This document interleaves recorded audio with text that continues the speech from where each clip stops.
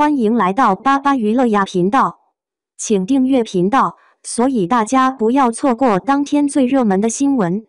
我们今天的时事通讯包括以下内容：诚意后场10分是两角对话，诚意后场10分，分是两角的灵魂对话。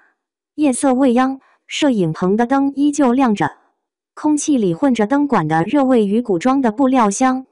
距离正式开拍还有20分钟，程毅坐在一张木椅上，手里把玩着那柄剑。那一刻，他不是明星，也不是顶流，只是一个正在后场，在角色之间来回穿行的演员。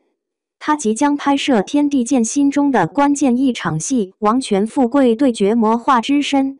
这一场戏，他要一人分饰两角，一个是正道之首王权富贵，一个是被内心执念吞噬的魔权。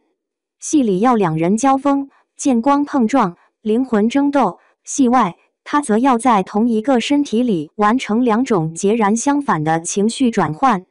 那是一场没有对手的较量，却是演员最孤独也最艰难的战场。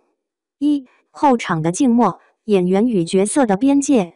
灯光打在他侧脸上，柔和又孤单。助理小声问他要不要喝水，他摆摆手。那种专注近乎偏执的沉默，是熟悉他的人才懂的。他轻轻闭上眼，像是在对另一个自己说话。王权富贵，你不能怯，你身负天下之义。可若天下无义，我为何仍要守？这是他在脑海中与角色的对话，也是他在现实与虚构间的挣扎。程毅的表演习惯里有一个几乎被剧组默认的安静时刻，每次后场前，他都会独自进入角色的意识世界，不让任何人打扰。导演杜林说，程毅进入状态的方式很特别，他不靠喊口号，不靠听音乐，而是会和角色说话。那种沉浸感不是演技技巧，而像是一种灵魂共振。的确，此刻的他已经不是完全的程毅，他半睁着眼，呼吸变慢，肩膀略微前倾，这是王权富贵的姿态，克制、稳重，带着岁月的压痕。可几秒之后，他的嘴角轻轻上扬，眼底闪过一丝冷笑，那是魔权的侵入，扭曲、傲慢、冷漠，两种气息在同一个人身上交织，像是光与影的缠斗。对戏的孤独，与自己为敌。准备，下一场内景，魔权新店对决王权富贵。程毅老师一击两脚 ，A 机预备，场记一喊，整个棚子安静下来。工作人员退到监视器后，程毅缓缓站起。助理递上披风，他挥手拒绝，仍旧用那种近乎庄严的方式，亲自整理好盔甲，系好腰带。第一遍拍摄，他演的是王权富贵，眼神坚定，步伐稳健，像一把藏锋的剑。他面对空气，那是后期特效里魔权的位置，但他的目光里却充满了真实的怒与悲。你不是我，他低声说，空气中只有自己的呼吸声回应。第二遍，他变成魔权。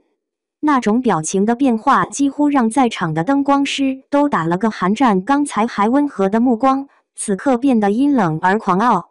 他笑得极轻，却带着锋芒，可你就是我。这一句台词一出，导演轻轻抬手，没喊卡。他在镜头前继续演下去，两种意识仿佛在体内交锋。左手的剑象征正义，右手的剑象征堕落，他自己与自己过招。剑与剑的碰撞声在空中炸裂，所有人都屏住了呼吸。那一刻，他不是在表演，而是在撕扯自己的灵魂。程毅的钝感力，控制与克制，他太能忍了。这是搭档李一桐对他的评价。在片场，无论拍多难的戏，调多高的威亚，遇到多紧的工期，他从不抱怨。钝感力这个词，媒体曾用来形容他，外界的热闹、流言、赞誉，都似乎穿不过他的表皮。他只在乎镜头前的真实。后场的那几分钟，他从不玩手机，不聊天，只是安静的呼吸。有人说他像进入冥想，但他自己形容那是让角色回到身体里。我不是在准备表演，我是在等角色回来。他说这话时极轻，却透出一种异样的坚定。4. 双重人格的构建，一体两魂的演技实验。天地剑心这场双身对决戏被业内称作教科书级表演。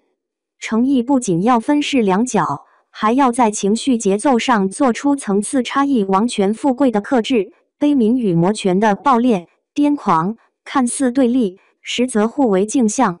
为了找准这种对照感，他在拍摄前写了2页人物对话稿，每一行都标注情绪转折点。王权富贵，我守的是天下；魔权，天下不守你。王权富贵，我信心；魔权，那我便摧心。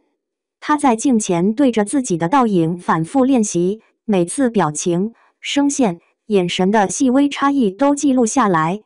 他说，我不是在演2个角色，而是在演一个被撕裂的人。心理学里有个词叫分裂整合，即人要在冲突中寻找平衡。程毅在这场戏中实现了这种心理统一，让善与恶、理性与情感在同一具身体中共存。那是一种极具哲学意味的表演方式，也让他的剑心真正有了灵魂。5. 幕后片段，一场无法重来的拍摄。那天的戏连拍15小时，薇娅拉到8米高的面铺着碎石，程毅要在高空中连翻2圈，再落地接剑。第一次薇娅没对准，整个人几乎擦着地面滑过，膝盖被磨破。工作人员急忙上前，他却笑着摆手，我没事，再来一条。导演有些心疼地问，真的要重来吗？他点头，刚才那个落点太稳了，王权富贵不该那么稳。这一句让全组沉默。那种对角色真相的敏感，是他多年打磨的本能。重拍那条，他特意在落地时略微踉跄了一下，剑尖在地上拖出一道火花，那一瞬间的不完美，恰恰让角色更真实。后来剪辑师说，那一条是全剧最有力量的画面。6. 戏里戏外与自我的和解。杀青那天，程毅脱下银甲，长长吐了一口气。有人问他拍这场双身对戏最难的是什么，他想了想说，难的不是演谁，而是怎么从他们身上走出来。他笑着补了一句，有时候我怀疑，他们都还在我身体里。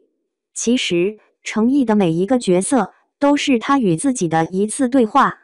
从沉香如屑的应渊帝君，到莲花楼的李莲花，再到如今的王权富贵，每一个人物都在问他同一个问题：你究竟是谁？演员之难，在于要不断成为别人，却又不能丢掉自己。